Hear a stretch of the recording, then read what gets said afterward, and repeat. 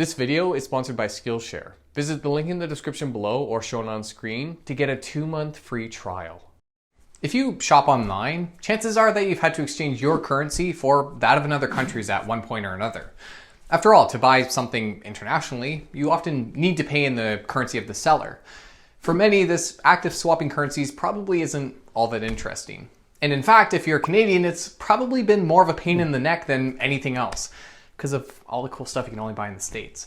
But outside of being an important step in international commerce, buying and selling currencies is a vital component of the financial markets. Not only do most investors need to understand Forex to invest in stocks internationally, but for many, the act of swapping currencies is in and of itself an investment opportunity. Now, holding cash is rarely seen as being a good investment over the long term. It's why investors trade in their cash for stocks and bonds. But many traders dedicate their entire careers exclusively to foreign exchange. And some investors hold foreign currencies right alongside their stocks and bonds in their portfolios. Why? I'll answer that question and more on today's Plain Bagel. Foreign exchange, Forex, or sometimes just FX, refers to the act of trading different currencies for one another. Different currency pairs will have a market-determined exchange rate that tells you how much the currency can be exchanged for in terms of another currency. This quote can either be a direct quote where your own currency is the numerator, or it can be an indirect quote where your currency is the denominator. As an example of an indirect quote, for $1 I can purchase 0.85 euros, 7 Chinese yuan, or 105 Albanian lek. For anyone carrying out international trade or investing where different monetary systems are involved, exchanging currencies is a necessary step. For this reason, the Forex market is considered one of the most important, and in fact the largest market in the world. But while the average individual probably doesn't worry much about Forex until their next vacation, it's an area some professionals dedicate their entire careers towards. The reason? Exchange rates for currencies fluctuate. And for some, this presents an opportunity to make money. For example, consider a US investor who exchanges 1,000 US dollars for Canadian dollars. At the current exchange rate, they would receive roughly $1.35 Canadian for every US dollar they turn in, meaning in total, they would end up with $1,350 Canadian. Now imagine that a year later, the exchange rates have changed, and Canadian dollars are now trading at par with the US dollar. This can occur either because the US dollar has depreciated or lost value, or because the Canadian dollar has appreciated or gained value. Either way, the investor can now exchange the Canadian dollars back into American and end up with 1,350 US dollars. In their domestic currency, the American investor has now earned a return of 35% just by changing their money into a different form of money. Now, developed currencies rarely fluctuate by this amount. Even a 1% change can be considered a sizable shift, depending on what's involved. But currencies are an easy thing for traders to leverage. So part of the reason Forex trading is so popular is because individuals can borrow quite a bit of money to translate a 1% shift into a much higher return. As for how traders determine which currencies to buy and sell, there are a number of different approaches. Some will use technical patterns, trying to identify trends in a currency's exchange rate that reveal where it will go next. But a lot of currency trading involves fundamental research, just like stocks. Although obviously people subscribe to the different schools, we'll focus on the fundamental in this video. Now, there are a lot of factors that can influence which way a currency goes, all of which investors need to be aware of when doing their own research. But they all tie back into the supply and the demand. Just like other assets, currencies have their value determined by the number of people buying the currency, or how many people are exchanging their own currency for the one in question, as well as the amount of the currency available. On the supply side, most people are aware that fiat currency essentially comes from the central bank, which is often a separate entity from the government and creates government-regulated money to be used within the country. As with other things, the more there is of a currency, the less valuable a unit of that currency becomes. This is the basic idea behind inflation, which causes prices within a country to rise. And in the same way inflation reduces the amount of goods that a currency can purchase, it likewise reduces the amount of foreign currency that money can be exchanged for. So, a country that sees its inflation rate rise will often see its exchange rate fall, all else held constant with the other countries. Central banks can also influence the demand side of currencies, something you might see if a country pegs its exchange rate. This is when a country will try to fix its exchange rate relative to another currency, oftentimes the US dollar given its international prominence.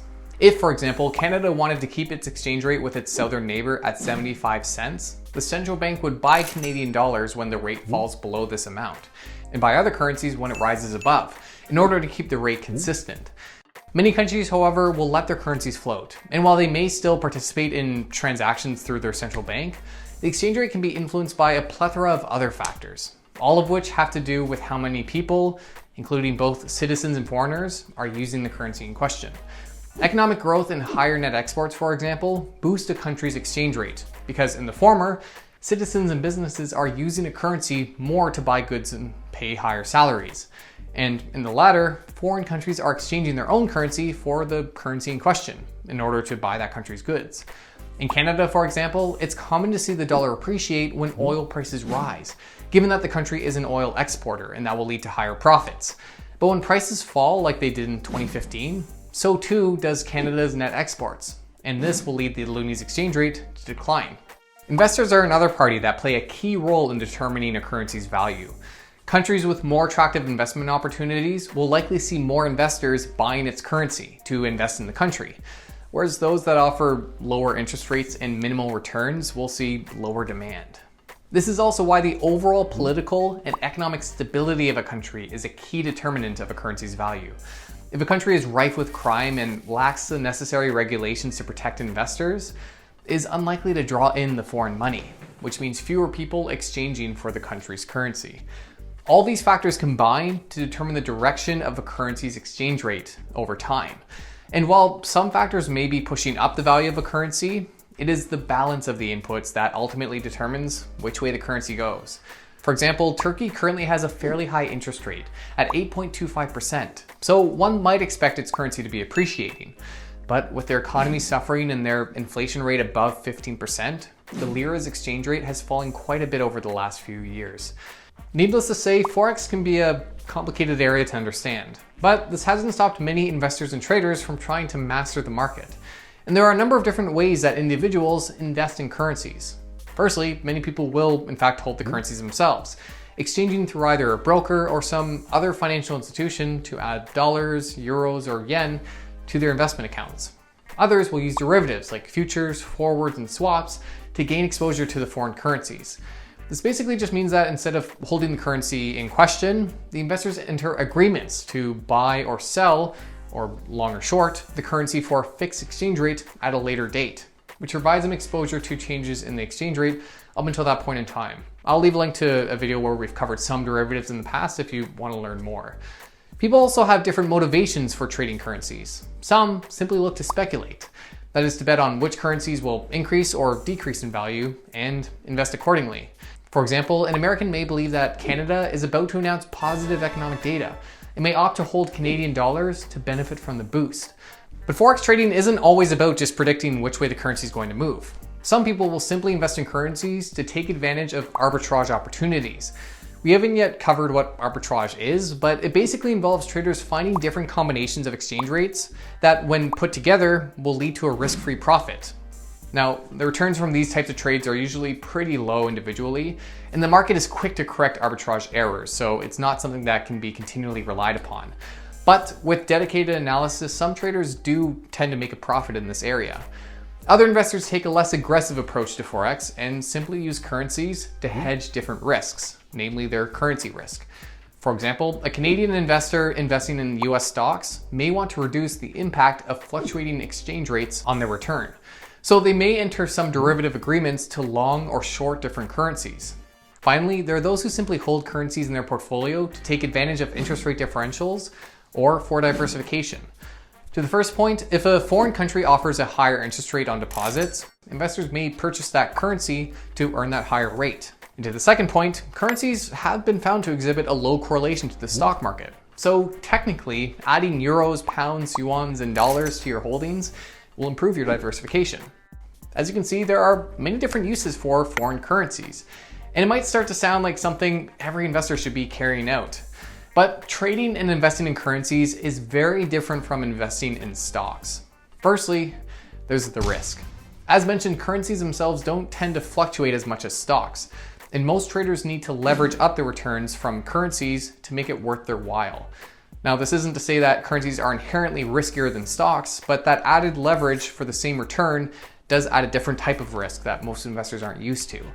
Many currencies also face inflation, which means that over time, forms of money are losing their value, which adds a hurdle to the return an investor can earn from just holding cash. The currency market is also fairly deregulated, and whereas stocks are sold on centralized exchanges from authorized brokers and dealers, currencies are decentralized and can be bought and sold by all types of businesses and individuals, meaning investors often need to vet the currency dealers that they work with. Finally, currencies themselves are a non-producing asset. Where stocks provide ownership of a business that is actively generating profits, or at least trying to, currencies are simply a medium of exchange that itself is not creating anything of value. Now, this is somewhat similar to investing in gold, but at the very least, gold can be used as an input for numerous things and faces a finite supply, whereas currencies can easily have their value destroyed by poorly managed monetary stimulus. So while people can make money from virtually any type of asset, including currencies, it doesn't mean it's easy or appropriate for the average Joe. Now, all this isn't to totally snub FX trading and investing, which are certainly important in the world of finance. And the truth is that not all investors have the luxury of operating on a stable currency. While the Canadian dollar has been fairly stable over the years, that can't be said for other countries. So I'm not going to stand here and say that there's no value to FX trading or investing. But for most retirement plans, focusing on currencies alone doesn't take you the full mile without incurring a lot of risk through leverage.